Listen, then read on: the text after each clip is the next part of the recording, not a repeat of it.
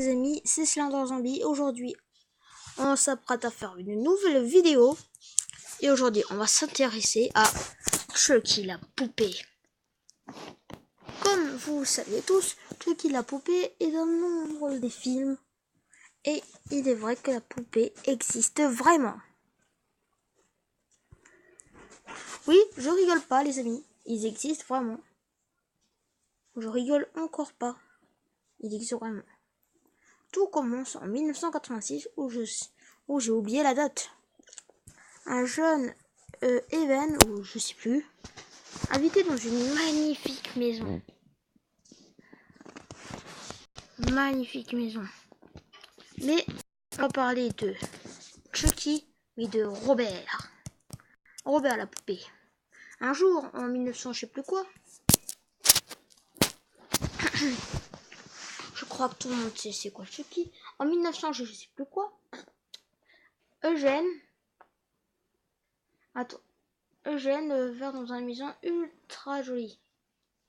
Mais dans la maison, au grenier, quelque part, il trouve Robert. Et il passa tout son temps avec lui. Après, il faisait de nombreux cauchemars. Très nombreux même, très.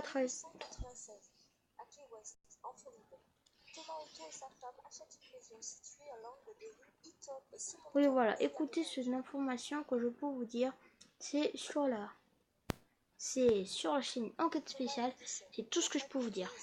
C'est parti, regarde.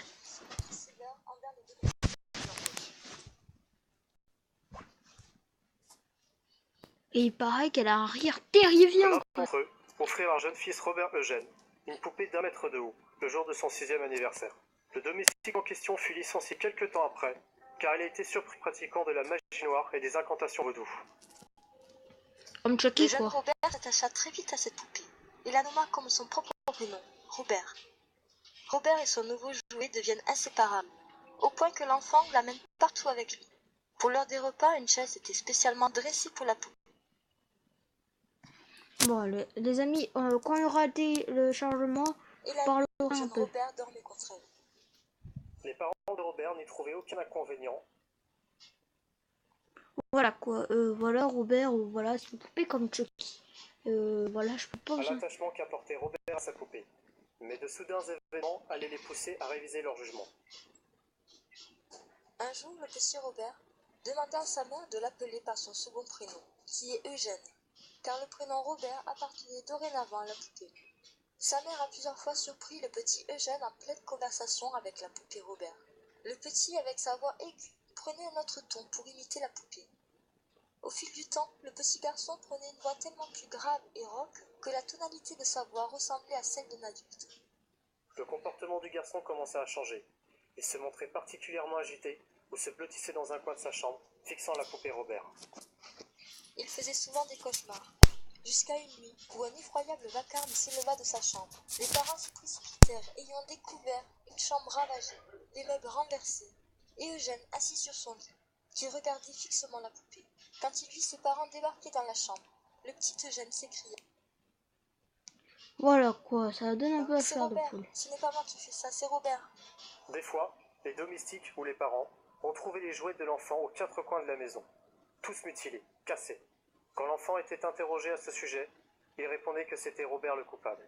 Les choses se sont remplies. Ouais, bon. Quand les voisins de la famille Otto apercevaient chez eux la poupée qui se déplaçait de fenêtre en fenêtre. Le couple Otto confirma les observations des voisins, car eux-mêmes avaient été témoins du déplacement de la poupée. Voilà, elle bouge tout seule, comme Chucky quoi. Robert, j'aime au même endroit. Ils commencèrent également à entendre un rire terrifiant qui résonna dans la maison.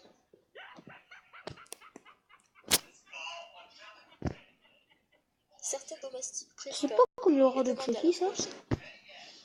La famille réagit et décide de placer Robert la poupée dans une boîte et de la mettre dans leur grenier. Des années plus tard, le petit Eugène, devenu un homme qui exerçait la profession d'artiste peintre, s'est marié à Anne, qu'il avait rencontrée lors de ses études à Paris. Lors du décès de ses parents, Eugène hérita de la maison de son enfance et décida d'aller vivre avec sa femme. Il y retrouve sa poupée oubliée dans le... Voilà quoi, il retrouve grenier, sa poupée. et l'attachement qu'il avait pour elle ressurgit. Il décide de lui aménager une pièce dans le grenier de sa maison et lui fabrique des meubles à son effigie. Au fil du temps, le comportement d'Eugène changea. Il s'emportait sans raison, il frappait les murs, brisait les objets. Puis une fois calmé, disait à sa femme que c'était la faute à Robert. Anne, Ouais. sa femme, commença à douter de la santé mentale de son époux, et leur mariage se détériora. En 1970, Eugène tomba gravement malade, et au lieu de passer du temps avec sa femme, il décide de la passer enfermée dans la chambre avec Robert. Il mourut en 1974, dans la chambre avec sa poupée contre lui. Anne, sa femme, décida de se débarrasser de la maison et la mit en vente. Elle a raison, la femme, elle a raison. Quelques années plus tard, une nouvelle famille racheta la maison C'est pas et vrai. les y découvrirent la poupée. Dans cette famille se trouve une petite fille de 10 ans Oh qui réclama punaise. aussitôt d'adopter la poupée. Oh non. Mais comme des années auparavant, à l'époque d'Eugène, les nuits de la petite fille commencèrent à changer. Elle faisait de nombreux cauchemars, jusqu'au jour où elle se réveilla en hurlant. Ses parents accoururent dans la chambre, et la petite fille leur raconta que la poupée Robert s'était mise à courir et à monter brusquement sur son lit pour l'attaquer. Les parents de la petite fille décident de se séparer de la poupée Robert et la porta au musée Fort East Martello Museum. Ils ont raison, les 30 ans plus parents. tard, la petite fille devenue adulte revendique toujours son histoire et maintient que la poupée a voulu la tuer quand elle était enfant. Aujourd'hui, la maison d'Eugène Otto, nommée Artist House en son honneur, a été transformée en bed and breakfast. Et il se dit que les portes s'ouvriraient et se refermeraient toutes seules. Un fantôme aurait été aperçu à plusieurs reprises sur les marches d'escalier menant au grenier.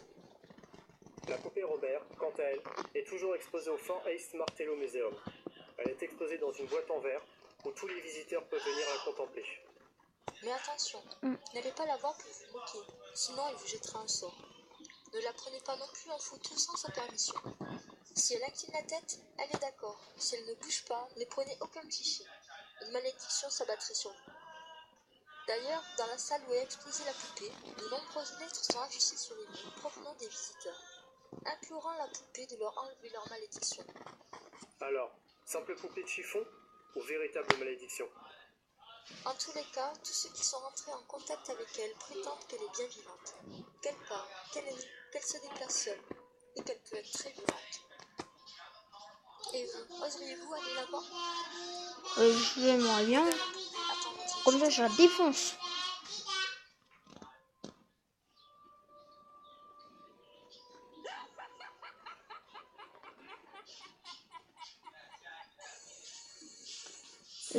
Vous avez vu, ce gars, ça a la même voix de Chucky. Bon, maintenant, merci, enquête spéciale pour la véritable histoire de Chucky. Voilà. Bon, les amis, c'est tout pour cette vidéo. J'espère qu'elle vous aura plu. Intéressé aussi. Voilà, quoi. J'espère qu'elle vous aura plu. Si vous avez la pêche, la patate, comme d'habitude, abonnez-vous. Je ferai plein d'autres vidéos. Et sur ce, ciao les amis. Ciao les gars. Bon les amis, j'espère que la vidéo vous aura plu. N'hésitez pas à vous abonner à la chaîne, gros like. Voilà, je ferai encore plein de vidéos comme ça. Et voilà.